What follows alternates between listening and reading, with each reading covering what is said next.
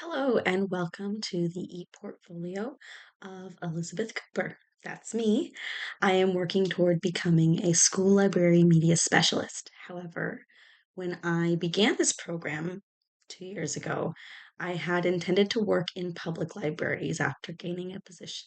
Um, after gaining a position as a school library clerk and getting that firsthand knowledge of the role, I decided that it was worth pursuing. I currently work for Oklahoma City Public Schools, and so I intend to apply to any open media specialist jobs and gain a position, hopefully, at one of the middle schools within that same district. So I started my MLIS journey in fall of 2023. I had graduated with my bachelor's in English the previous May with no clear idea of a path forward until my classmate and friend Ainsley Clifton shared her own plans to attend the program at the University of Oklahoma. It was not a path I had really looked into as an adult ever, uh, but once I did, I really started to feel like this was the right choice for me. And once I got into the classwork, I realized that I was basically home. Um, so I view the field of library and information as interdisciplinary just by its very nature of information, and that appealed so strongly to me. I've always liked diversifying my skills over focusing on just one thing long term. And the common thread is just simply that information itself is something that I like to have and like to explore. I love to learn, and even in the moments when it's been painful, I don't believe I've ever had an experience of failure or success where I didn't come away with a new understanding of just life. So, with that said, early in the program, I identified a handful of learning goals based on the ALA standards and the student learning objectives provided by the LIS department. My first goal is to improve upon my communication. Despite having the enthusiasm, I do not believe that I had very effective communication skills.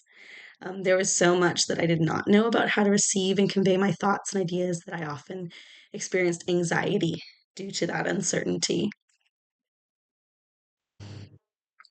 Um, so, my next goal relates to my work history. For most of my adult life, I worked in a support role within the home to raise my children and manage the household.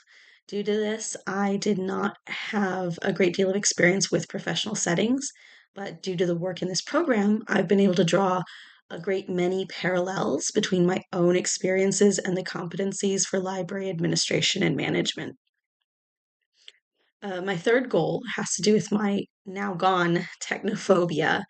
I've often viewed my technology skills as lacking to the point that I was afraid to interact with technology for fear of making expensive mistakes.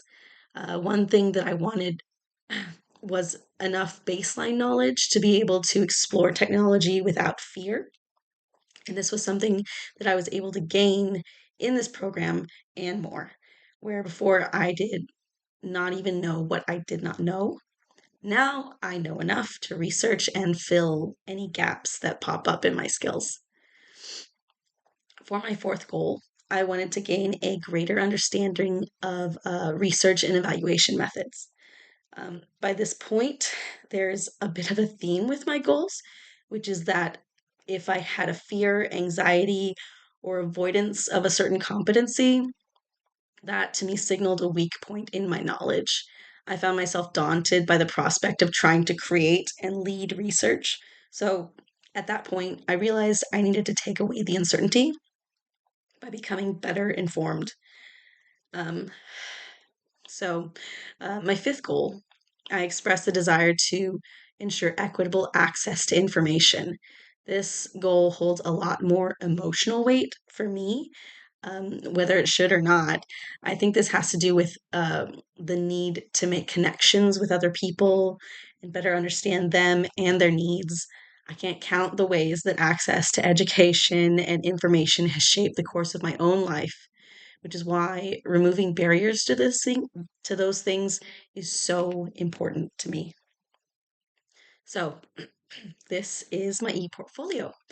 I did my best to arrange it in a way that will feel cohesive and easily navigable, but I had help from my friend I mentioned earlier, Ainsley, who is a wizard with layout arrangement. She offered me the use of her template for her own ePortfolio, in case anybody thinks it might feel a little familiar, the navigation. And I did use you know, her sort of template with some of my own adjustments. Um, Under the ePortfolio documentation, you'll find my self assessment, learning goals and objectives, personal statements, advising and check in record, and my resume. My artifacts are presented as a drop down option in the menu at the top of the website. But if you go directly to the artifacts directory page, there are two options to view. First is in order by course number at the top, and then the second down below is the order that I took the classes. Finally, my reflections are provided in drop down menus on their own page. I hope you enjoy taking a look through my MLIS academic journey, and I thank you so much for your time and attention. Bye.